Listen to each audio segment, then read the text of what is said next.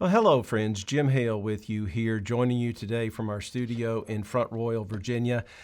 It's really hard in this day and age to try to figure out what in the world is going on with our judicial system in the United States, both the federal judicial system and local, state, you name it. So most of you know by now, we're recording this on Monday, the 18th, about what happened on Friday in Washington, D.C., when three more defendants in the FACE trial in D.C. were all sent directly to jail, convicted on all counts. So we now have 8 defendants who have been convicted on all counts and face up to 11 years in prison. They were sent directly to jail as violent criminals, according to the United States government. So they haven't even been sentenced yet.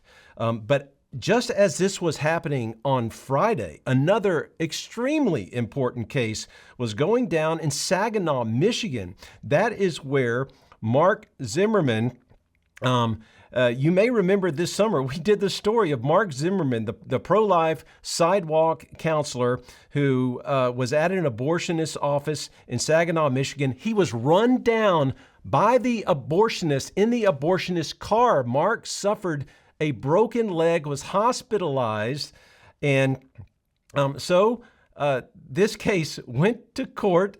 The abortionist's name is Theodore Rommel, and unbelievably, the case was dismissed. For more on this, we want to go right now to Bay City, Michigan, and pro-life attorney Robert Dunn joins us right now to talk about this case. Mark, you are representing Mark Zimmerman. Robert, what in the world happened?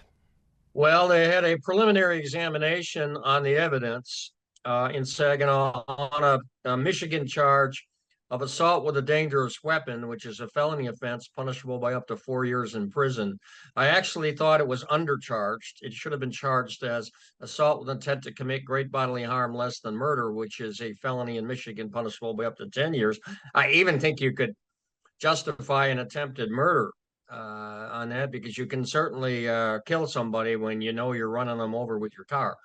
But they charged them light, and they went to this preliminary hearing. The standard of proof is low at a preliminary hearing. The purpose of that is to weed out cases which, from an evidentiary standpoint, are just too weak to go to trial to justify time in the circuit court. Mark did testify at this preliminary hearing that the doctor went right at him and ran him over. I was not there. I was busy with other things, so I don't know what happened or what caused this. But the district judge, after hearing the evidence, dismissed the case on the grounds that the evidence was insufficient. It's the district judge's job to look at the evidence and see whether or not there's probable cause to believe that this doctor committed a crime. That means maybe something greater than a 50% probability based upon the evidence. And usually when a victim comes in and testifies and he is clear about what happened, the case is never dismissed, because credibility issues are for a jury in circuit court at the trial, not for the district judge in ruling at a preliminary hearing. So I don't know what happened. I have a letter that I am preparing to the Saginaw County prosecutor. I urged Mark to call the prosecutor back and find out if they were going to appeal this decision up to the higher court in Michigan. That's called the circuit court. Now, a dismissal on the grounds of a preliminary hearing is jeopardy does not attach. And by that, I mean there's no Fifth Amendment prohibition about bringing the charge back based upon additional evidence. I had called the Saginaw prosecutor well before the preliminary examination and informed them that I had a lot of evidence I could share with them. I had signed witness statements, several of them, that the doctor had threatened to do this recently. Yep. And then did it, and that there was a prior case at least 10 years ago where he did this to somebody else. All of this evidence could have been brought forth. I don't know if any of it was. I have to believe it wasn't, because if it was, there's no possible way the judge could have dismissed the charge. And Robert, plus you have a man with a broken leg. I mean, what were the grounds that how could the judge make that kind of conclusion? This occurred in the parking lot, a public area. I don't know what happened. I wish I was there now, but I wasn't. So I'm not sure exactly what happened. I do know that we're going to be filing the lawsuit this week. We waited to see what would happen here before filing the suit. And now this week we'll be filing the lawsuit against that doctor's professional corporation and the doctor himself for civil damages for 4 counts.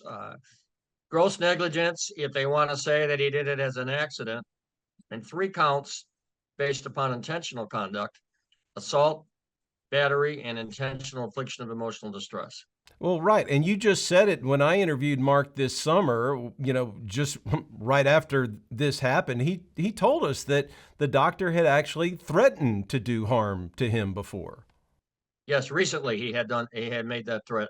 And Saginaw County Prosecutor's Office never called me back after I offered that evidence. Maybe they just assumed I was going to show up, but you can't assume things. But so now I have a letter off to the elected prosecutor, and I'm going to see what I can do to get the charge brought back, or have Judge Fickner's decision appealed to the circuit court. Well, Robert, sadly, we're seeing a lot of this right now. Assaults all over the place of sidewalk counselors who are simply out there exercising their First Amendment freedoms.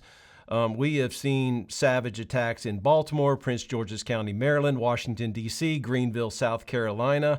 At the top, I identified you as a pro-life attorney. You've been around this issue for a long time. And you represented Heather Idoni in the first FACE trial. Could you just comment, sir, on what you think is happening with our judicial system right now? It's our judicial system, Jim, and it's the whole country. These events are happening more and more because people know they can get away with it. They know nothing will be done, very little will be done. It started to really accelerate around the time of the pandemic, and it hasn't stopped. And so there's really, on the part of progressives in this country, progressives have the power nationally right now. Republicans have a slight majority in the House of Representatives. But for the most part, progressives are in charge of the federal government, and they don't like to give up power. And there's one huge group that stands in the way of progressives having their total control and domination in our country, and that is religious people, and primarily Christians, but other religious groups as well.